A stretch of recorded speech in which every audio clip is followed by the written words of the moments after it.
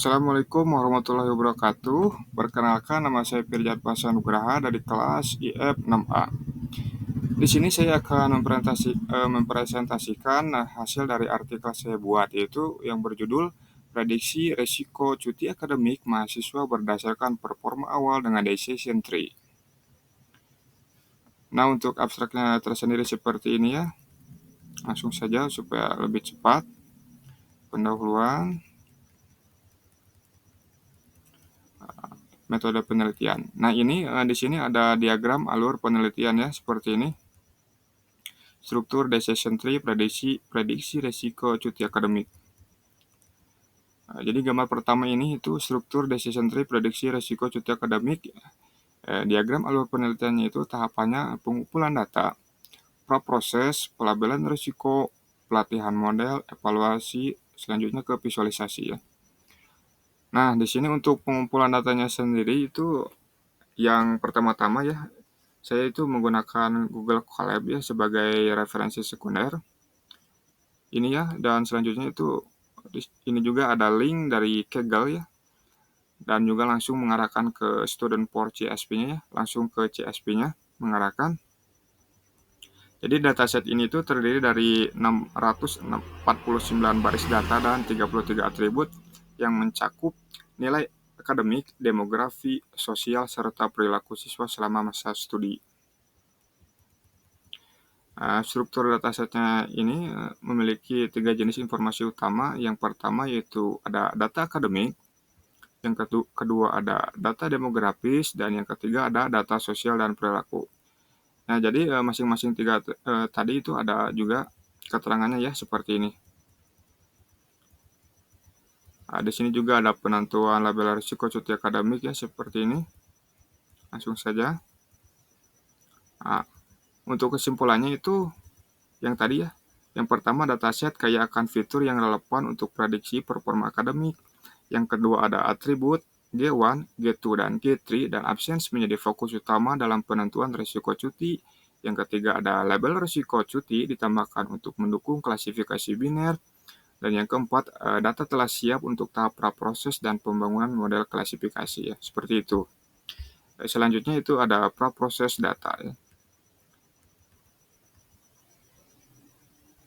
Tahap praproses dilakukan untuk memastikan bahwa data yang digunakan dalam model klasifikasi telah bersih, relevan, dan siap dianalisis ya. Seperti itu ada validasi dan pembersihan data. Seperti ini ya. Ada cek duplikat, ini kodenya ya dari Google Colab ya.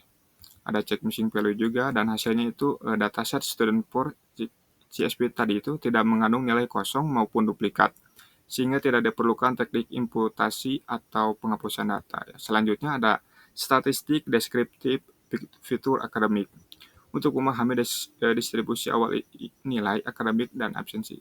Seperti itu ya. Seperti ini kodenya. Untuk temuannya sendiri itu yang pertama ada nilai G1, G2, dan G3 berada pada rentang 0 sampai 20. Yang kedua ada absence yang memiliki rentang 0 sampai 75 dengan median sekitar 4 sampai 6. Dan yang ketiga itu korelasi antara G1, G2, dan G3 cukup tinggi, menunjukkan bahwa performa awal berpengaruh terhadap nilai akhir.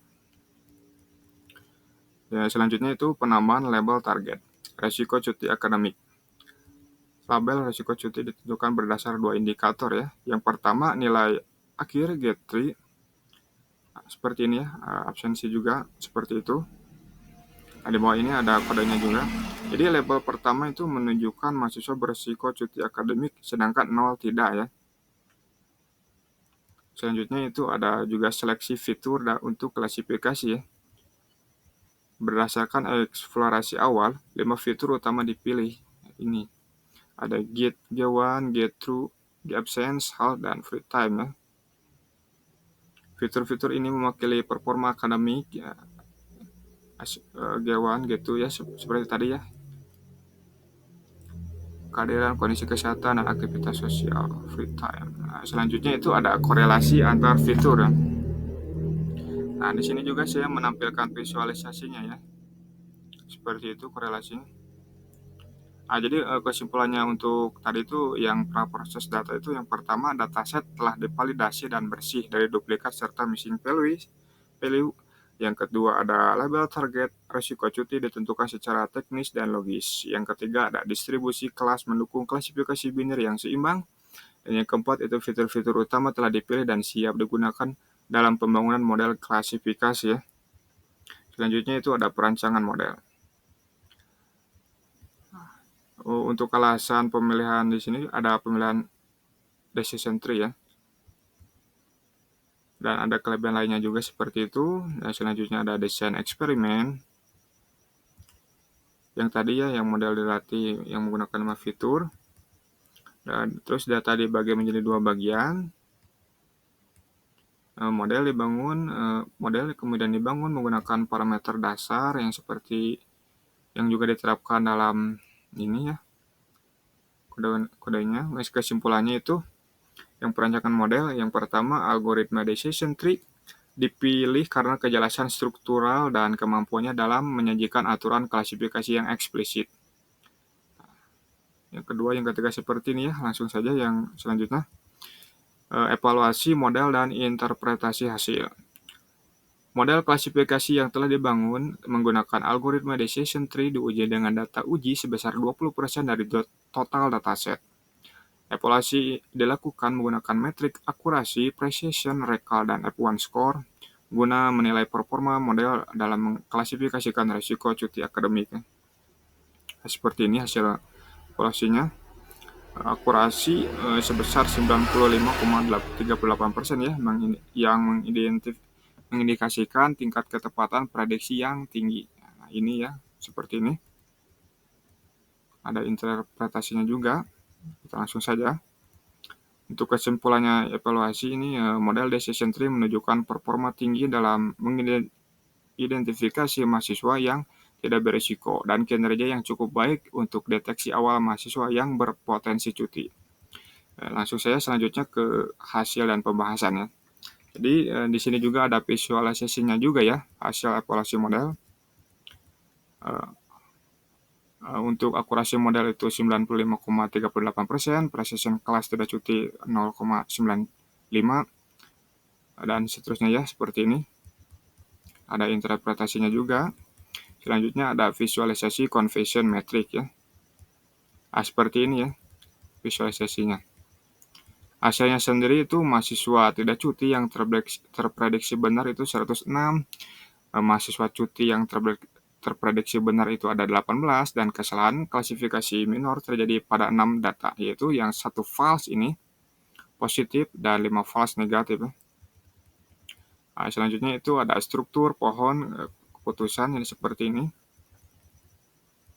Temuan visualisasinya seperti itu juga ya. Analisis, selanjutnya ada analisis fitur dominan ya. Selanjutnya juga ada distribusi kelas target. Jadi sudah ada visualisasinya ya. Ada juga hasilnya. Dan yang terakhir itu ada distribusi nilai akhir G3 berdasarkan risiko cuti. Seperti itu. Jadi itu juga ada kesimpulan pembahasannya ya. Dan untuk kesimpulan akhirnya itu akurasinya sebesar 95,38% ya. Dan sudah bagus ininya. Sudah tinggi ya.